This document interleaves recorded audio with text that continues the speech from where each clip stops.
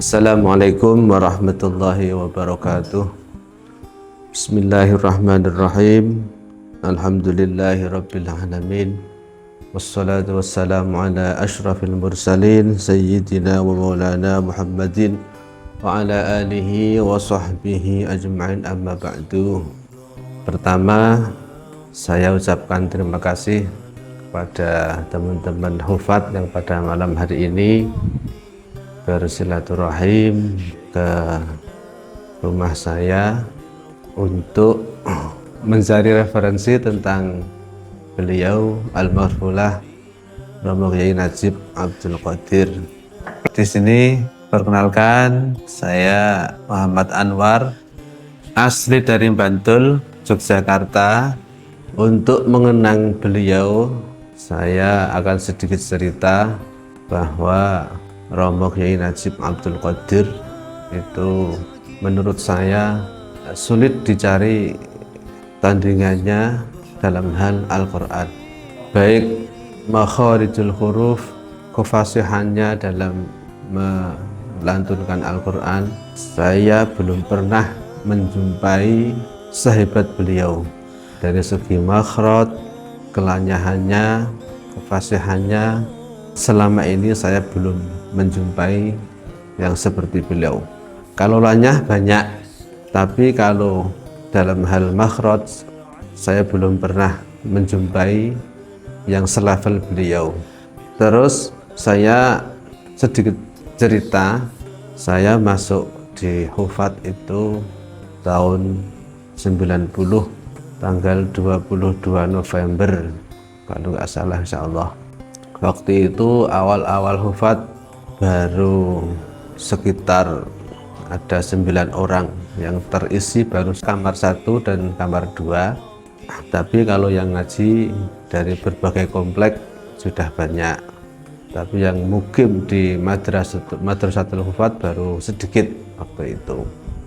Terus pengalaman-pengalaman yang saya lalui bersama beliau selama nderekaken, beliau itu orangnya merakyat, atau apa ya istilahnya itu, sama santri-santri itu mudah membaur. Jadi biar tidak ada jarak antara santri dan pengasuh, itu beliau selalu rawuh di komplek, ngobrol-ngobrol, bahkan kadang sering ngajak tindak-tindakan, tindak kemana itu pakai sepeda motor. Sering beliau itu kalau tindak-tindak waktu itu cuma pakai sepeda motor, dan itu pun nggak mau diboncengkan ya.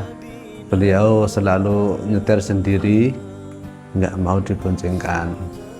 Terus waktu derek ke Kulon Progo itu, pas waktu pulang sampai di UMY, kampus UMY itu kan pas itu hujan lebat sekali ya, karena pakai motor dan waktu itu nggak bawa mantrol.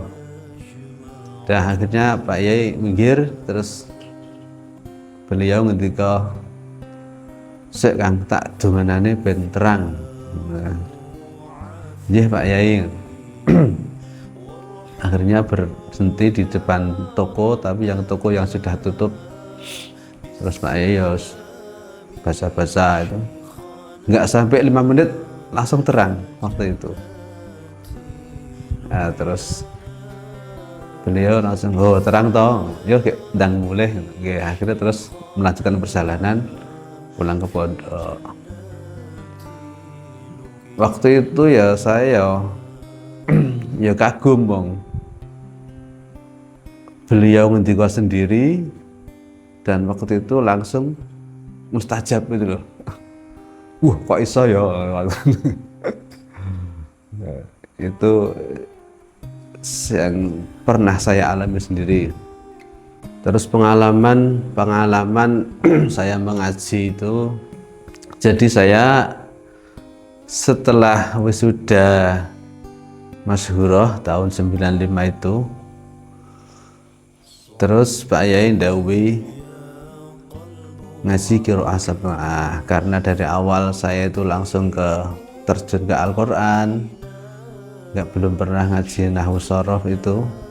Jadi saya terus terang belum bisa memahami waktu itu kitab Baitul Barokat.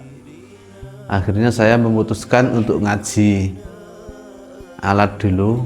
Waktu itu saya pengen di Lirboyo, terus saya matur ke Pak Yai ini kayaknya kalau perlu ngaos alat dulu, ngaos kitab.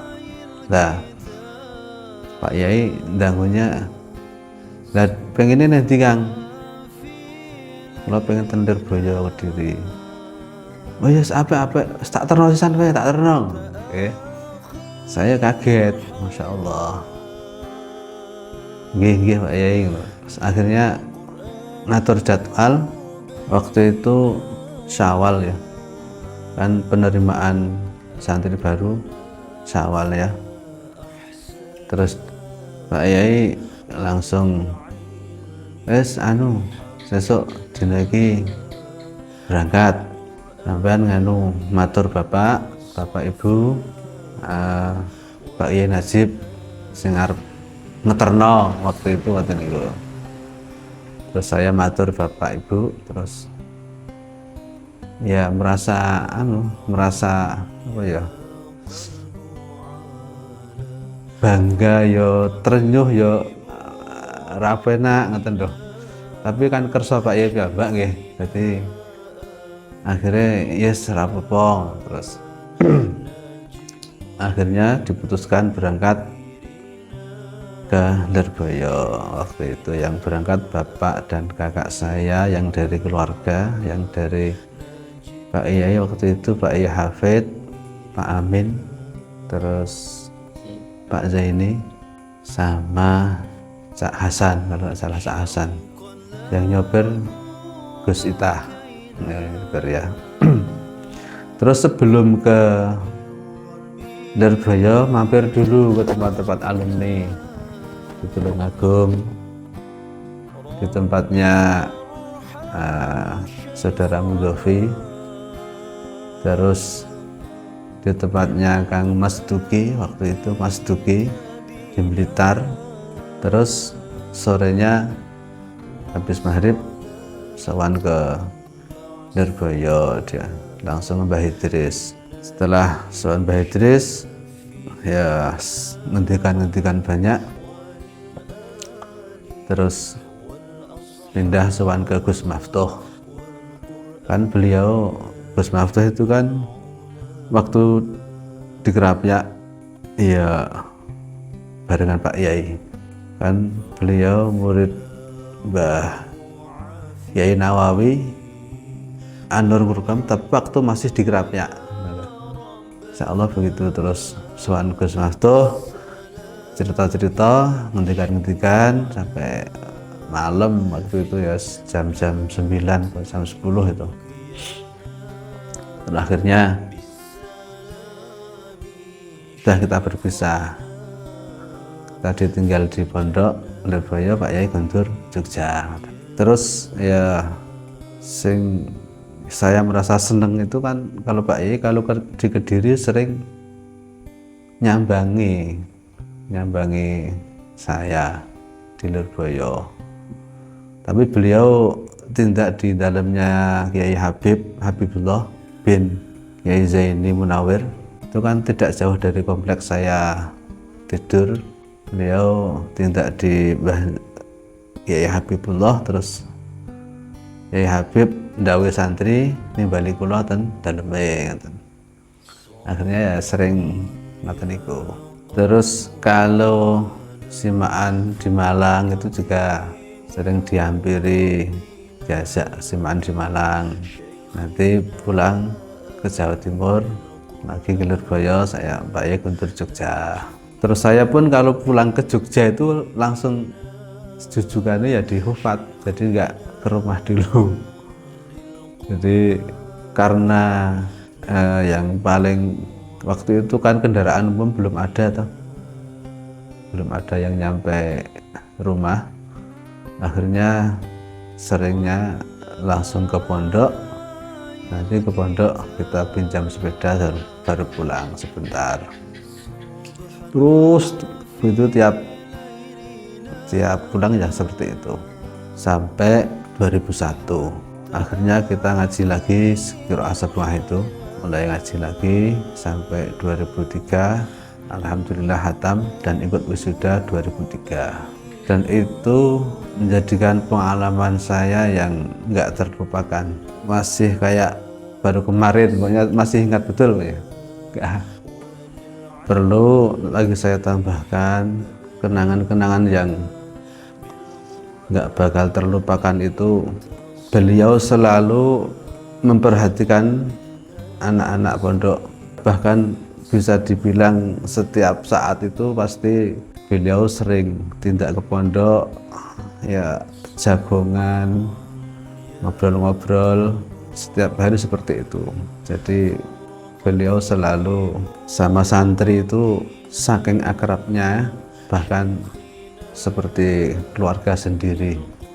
Pak Yai itu jarang ya memberikan ngendikan-ngendikani sing sifatnya pribadi, itu jarang sekali. Tapi kalau ke santri semua ya pas mujahadah malam Selasa Wage, setelah mujahadah beliau terus memberikan tausiah ya, yang sering beliau ngendikan ya, anak-anak dimohon ingat apa tujuan ke pondok.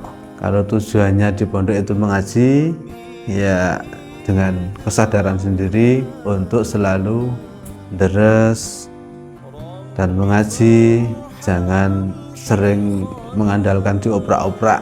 Jadi Pak Yai itu nek ngendika seperti itu, santri itu biar keinginan sendiri, ya, cuman mengingatkan saja apa tujuan dari rumah. Kalau tujuannya mengaji ya di sini mengaji. Selanjutnya ini teman-teman, saya memberitahu atau info, saya punya kenangan beliau di Hufat tempo dulu ya. Ini di aula Hufat ya. Waktu itu kayaknya pas rapat Ramadan, menjelang Ramadan kalau nggak salah ini. Nuzulul Quran sebelum Ramadan. Insyaallah kayak gitu. Terus ada kenangan rihlah Madrasah Hufat pertama kali. Ini ada foto-foto beliau, mungkin nanti teman-teman Hufat bisa di share.